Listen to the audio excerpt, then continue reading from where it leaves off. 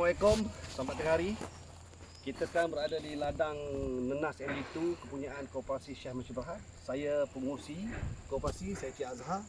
Ladang ni keluasan dia lebih kurang 3 ekar yang kami usahakan daripada tanah tak ada apa, tanah hutan. Kami usahakan sekarang ni ladang ni mengeluarkan anak benih ataupun pokok nenas MD2 60,000 pokok. Pokok ni baru berusia 4 bulan. Waktu PKP melanda pada bulan 3 itu, kami stop selama lebih kurang 4 bulan. So ada sedikit masalah lah dari segi benihnya, mati lebih kurang beribu juga. Sekarang ni saya berterima kasih kepada pengarah wilayah, pengarah SKM datang melawat dan support koperasi chef daripada KL datang ke Sungai Besar. Terima kasih bos kita. Terima kasih. Encik Amran kita yang tak jemu-jemu support koperasi di seluruh Malaysia. Datang buat lawatan balik pada Negeri Sembilan, pergi Johor. Penat pun datang juga, saya minta datang, bantulah kami. Kami ni koperasi baru 2 tahun, baru nak belajar. Tapi alhamdulillah selama 2 tahun ni banyak perkembangan yang positif. Kita melibatkan diri dengan pertanian. Actually koperasi kita ni ada 2 tanah. Satu tanah kita nak usahakan. InsyaAllah lepas raya ni kita akan usaha lagi 3 ekar. Tak jauh juga daripada tapak ni, lebih kurang dalam 5 minit saja. Tujuan koperasi ni, usaha pertanian ni, kami adalah koperasi chef. Kami melibatkan bidang pemakanan termasuk buah M2 nenas ni. Alhamdulillah kami juga dapat support daripada Kementerian Pertanian, Lembaga Nenas datang buat lawatan. InsyaAllah mengambil masa dalam 12 bulan ataupun 13 bulan akan ada hasil. Buah ni pun kami akan jual kepada peraih-peraih, dan kami pun ada kontrak farming dengan supplier-supplier di hotel, supplier di pasar raya, dan kita ada kontrak farming selama 10 tahun. Sebenarnya 3 ekar ni tak cukup. Kami bercita-cita nak dapatkan tanah lebih kurang 300 ekar. Kami sedang usahakan, minta mohon daripada Jabatan Pertanian memberi kami pajakan ataupun tanah-tanah yang ada yang terbiar untuk kami usahakan. Koperasi ini tak ramai ahli dia, cuma ada 57 orang. Okey, kebanyakan koperasi ini bukan semuanya chef, ada 10% golongan-golongan yang profesional daripada bidang masing-masing, termasuk mereka ni daripada oil and gas, daripada finance, supaya koperasi ini nampak jitu dan mantap dari segi keuangan. Alhamdulillah, terima kasih sekali lagi kepada Encik Amran membantu saya dari banyak sudut. Saya nampak datang untuk merasmikan AGM kami baru-baru ini. Terima kasih bos, Encik Amran. Tak penat-penat dan jemulah, saya pun rasa gembira dan happy. Dan terima kasih juga kepada support saya, Cik Safwan, yang banyak membantu juga dari segi perjalanan koperasi ini, menyediakan support dari segi documentation, bantu yang mana kami buat silap, kami baru kan. Apapun, terima kasih kepada semua, kepada saya pengurus ladang saya, Encik Acai, siang malam bertunggu lumus, seminggu 5 kali datang sini, jauh juga tu daripada KL.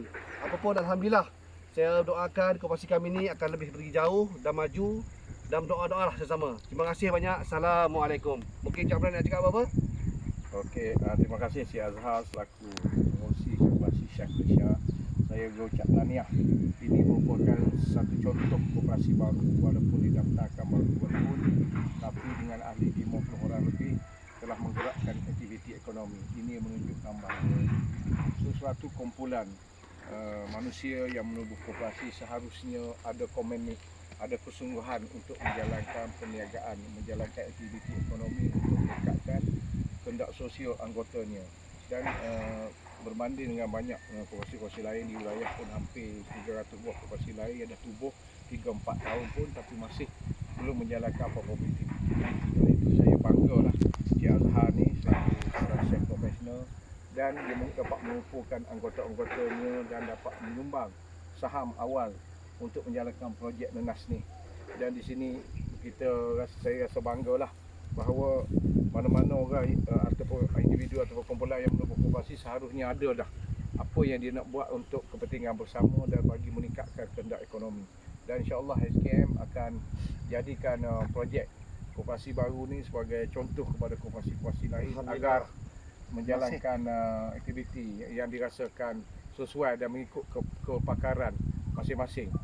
Dan insya-Allah koperasi ini merupakan satu titik tolak dalam sektor EPP pertanian dan industri asasani untuk dikembangkan pada skala yang besar sesuai dengan hasrat YBM MIDEC yang telah menyeru agar koperasi menceburi bidang bawah EPP pertanian dan industri asasani ataupun peladangan secara komersial. Dan saya rasa koperasi chef ni dia tak ada masalah sebab dia chef dan kebanyakannya chef hotel-hotel. So dia orang tak ada masalah untuk memasarkan produk-produk pertanian khususnya nenas kepada hotel-hotel.